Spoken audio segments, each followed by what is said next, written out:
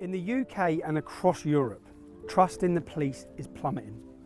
In towns like Rotherham and Telford, British police have been exposed as lying and covering up horrific crimes against children for the fear of community tensions. For the Hillsborough 96, it took 28 years to get justice after the police repeatedly lied to cover up their own crimes while slandering football fans. When there was a shop explosion recently in Leicester that killed 5 people, the police blamed it on being an alcohol factory. The public just didn't believe them, especially after a recent explosion in Catalonia, where the police come out and said it was a drug factory, but just days later they were forced to admit it was a bomb factory after the owner of that property drove a lorry through the streets, killing 14 people and injuring 67.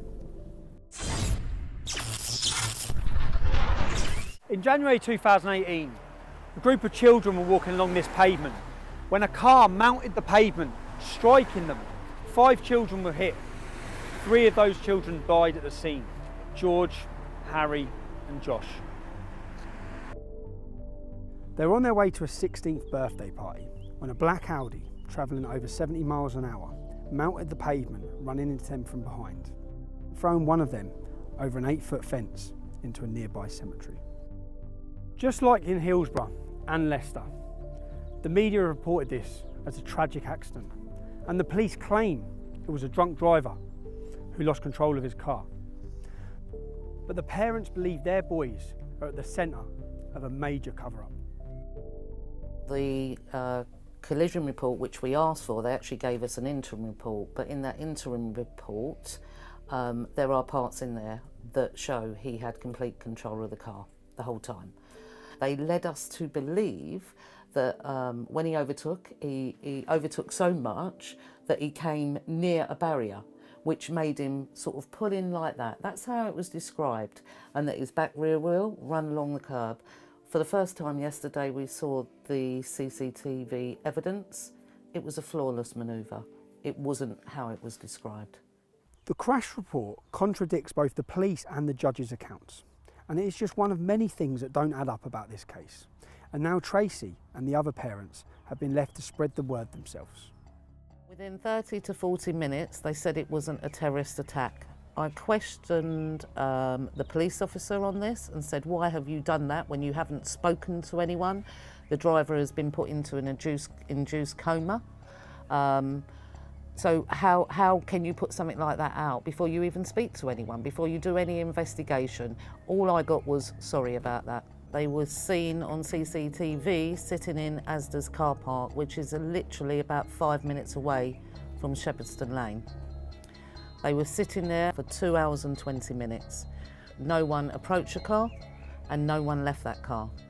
When they come out of Asda's car park, they turn left. From that moment, apparently, until they appear where they did what they did to our sons, they cannot find them anywhere.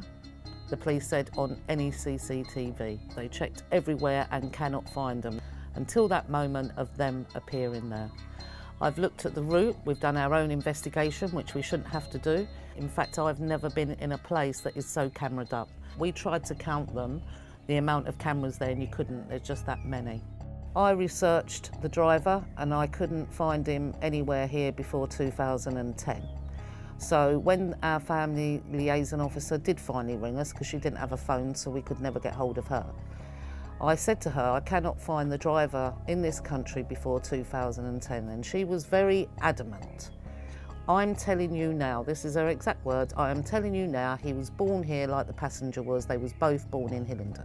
It came out that the driver was not born here, and I looked straight at the police officer and I said to her, you told me he was born here, now why did you lie? She never ever answered that question to this day. So at the CPS meeting I asked, did you search the driver's home? The sergeant to the left of us said, no, we didn't, we couldn't get a section 18. But they did go round there and people were sleeping, so they didn't go in. They didn't want to wake them up? Yeah, they didn't want to wake them up. I was utterly disgusted by that response. 3 children have been murdered and you're telling me you don't want to wake someone up.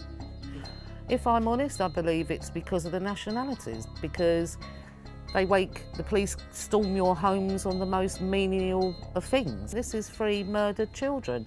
Or they're so frightened of being called a racist. How is it racist to search someone's home where 3 children have just been killed? Police kept the parents waiting in the lobby of a nearby hotel while news of the boy's death spread on social media. It would be another 5 hours before they were told the collision was fatal, meaning they were the last to know. The contempt the police have shown these parents and the lack of even the most basic investigation has left them unable to find closure.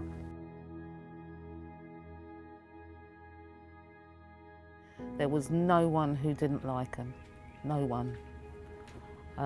They were valued, you know, my son was someone to look up to, and he was only 16, and he was someone to look up to. No, it's just been taken out of our hands, no choice, and just not even to hear their voices. I feel I was very lucky to have him as a son and to be his mother. Yeah, to be proud.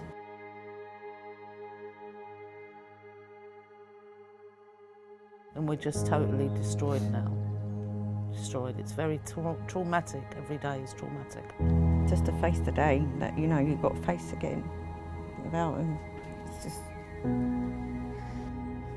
Nick, as we said, Harry was semi-pro footballer, wasn't he? Yeah. They all just had great futures. You know, my son told me that he told me at the Christmas time that he wanted to be a young dad at either 24 or 26. That kills me to know that he said that to me. And you know, they would have been such great days as well. You know, never going to get married, never going to have children. I'm never going to get to hold his children. It's traumatic, and no one should have to go through this at all. And that's why we're speaking out and saying, in the hope that no one else does go through this. It's no wonder the parents believe the police are covering something up, when almost everything they've been told has turned out to be untrue. What do you fear that you're covering it up? That's what I want to know. And I don't understand how they can, and I don't understand how they sleep at night, because I couldn't do it. That's not how I am.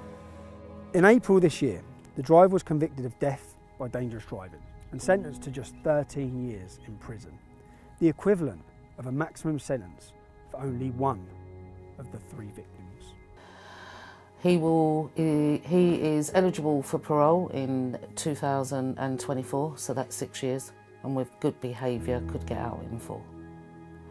That shows me our children mean nothing, absolutely nothing. No amount of time will ever have been enough for what they did to our children. But anything less than life is insulting, and it's not acceptable. Despite dozens of media interviews, none of them have portrayed the family's concerns with this case. Instead, it's been falsely framed as a campaign to get tougher sentences for drink driving offences. You've told the media this countless times. All the media. Every time we come out the call, even on the telephone, even when we went on to Good Morning Britain, I had a woman call me up the day before. I was discussing it with her. She said, we cannot talk about that. None of them care. He was shown, the driver was shown a picture of our children in the state they was in, and we've ID'd our own children, so we know how they looked. My son never looked like my son. At all. And I couldn't even tell you about Harry, the state Harry was in. And to think that no one in this country cared about that and treated their children like that, the lack of investigation, the lack of compassion, and the fact that these people that did that do not care one bit. I cannot put into words how that makes us feel as parents. I cannot put it into words. No matter what you think of this case, it's clear that these families have been systematically failed and lied to by the police.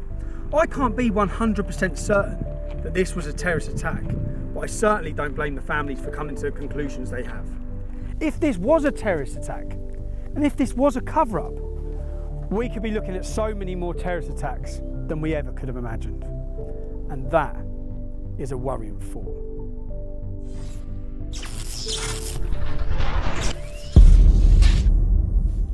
I want to say a personal thank you to every single person that supported me.